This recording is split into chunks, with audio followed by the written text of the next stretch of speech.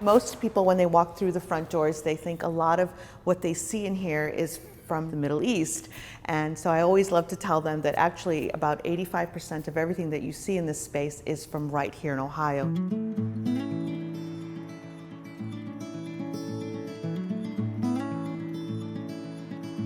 The saying, if you build it, they will come, which is exactly what happened. You have people from the Indian and Pakistani subcontinent, from Syria, Egypt, from many countries in Africa, and then converts and Muslim Americans and white Americans.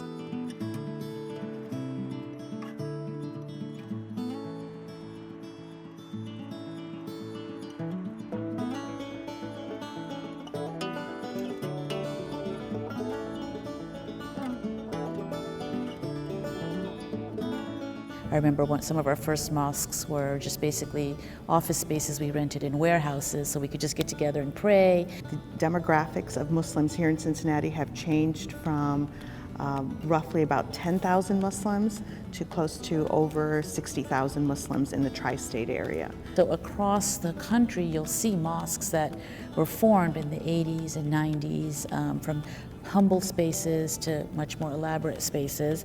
And I think something like that happened in this area.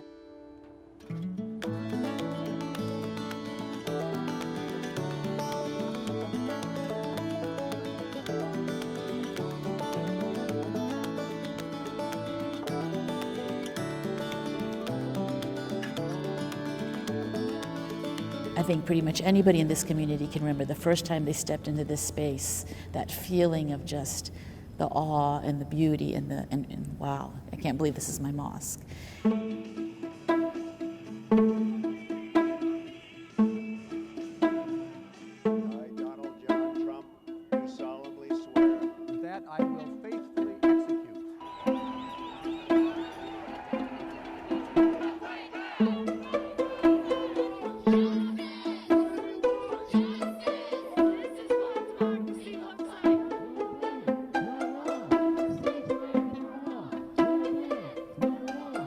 We had over 650 people show up in support of what was happening at that time, as well as the fear of the Muslim ban being implemented.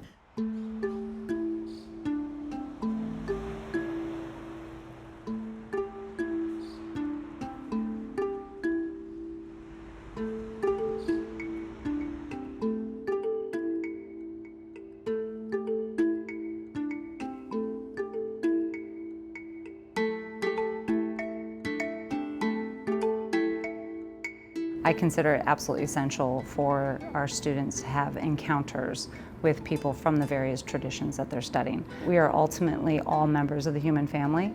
We all belong to that family, and we are all called to work towards a more peaceful world.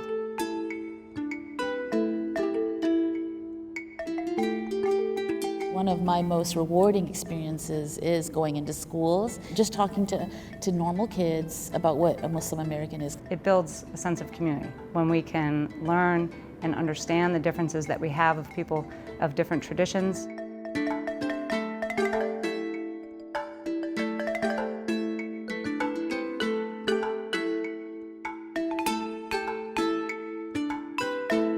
What started out as basically Islam 101, ask me anything, no, a Muslim American type of conversation with about average of 20 to 25 boys.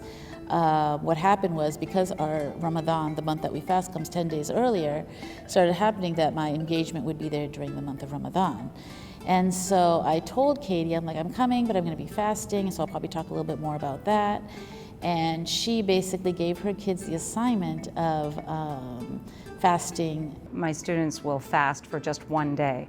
So I will give them instructions. They need to wake up very early in the morning, have a meal, and then not consume any food or water the entire day until the sun goes down.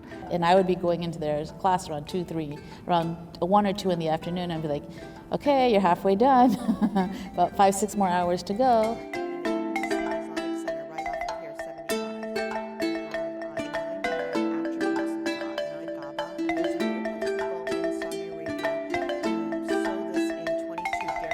This country is one of the best places to be able to practice our religion. I'm just so proud of that. Like, I can enter any space. I can come to the mosque 5 times a day. Nobody can stop me. I can speak my mind. I can talk to other people. It's just a very beautiful country to live in, to practice your faith.